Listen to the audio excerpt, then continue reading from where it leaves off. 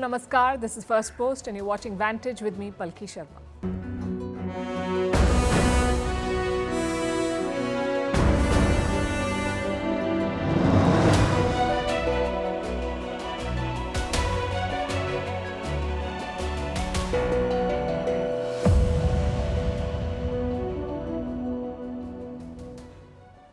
India is welcoming Chinese investment again. For the past 4 years, this relationship has been in a state of deep freeze. China's aggression at the border forced New Delhi to act, and India responded with tough restrictions on Chinese trade and investment. But now there seems to be a shift.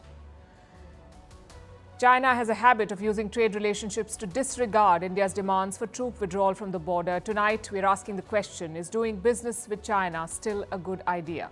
Meanwhile, Prime Minister Modi is about to leave Poland for Ukraine. Ahead of his arrival in Kiev, he has voiced support for talks to end the war. We'll also tell you about the special train that will take Prime Minister Modi to Ukraine. Tonight, we're also launching a campaign, #SafetyIsHerRight, where we bring you stories, a series of stories about how women in India still remain unsafe across all spheres of life.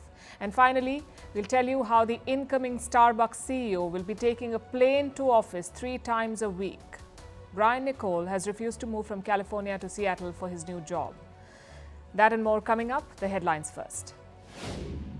Indonesian protesters clash with the police. They're angry over a bid to revise the election rules. The court barred the outgoing president's youngest son from contesting polls due to his age, but the government wants to supersede that order. As protests rage, lawmakers now say the proposed changes could be put on hold. Bangladesh revokes the diplomatic passport of its former Prime Minister Sheikh Hasina. Earlier this month, Hasina fled to India after a student-led uprising. The former Bangladeshi premier is still in India, but her situation remains uncertain as she pursues asylum. So far, no country has approved her request.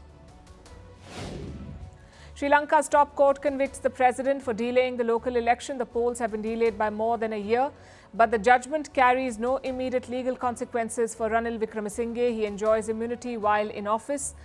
Next month, presidential elections will be held in Sri Lanka.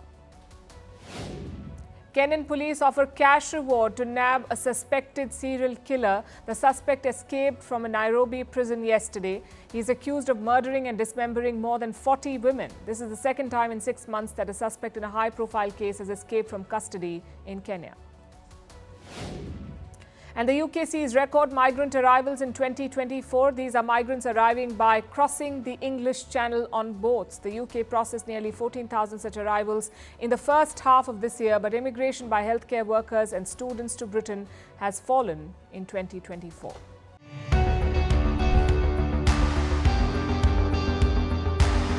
Across continents, one powerful news source.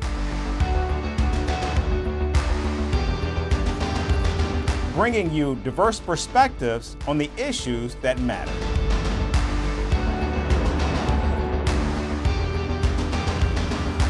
We go beyond the boundaries to give you that little extra about every sporting moment.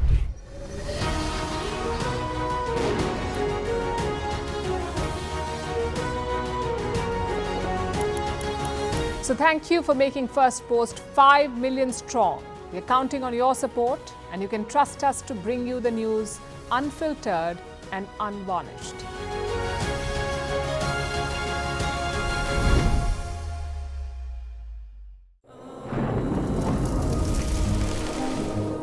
Climate change is on our doorstep. It's time for a revolution to take root. And it starts with 1.4 billion Indians. It starts with one tree for humanity, one tree for Mother Earth, one tree for a future. Project One Tree, a News 18 network initiative.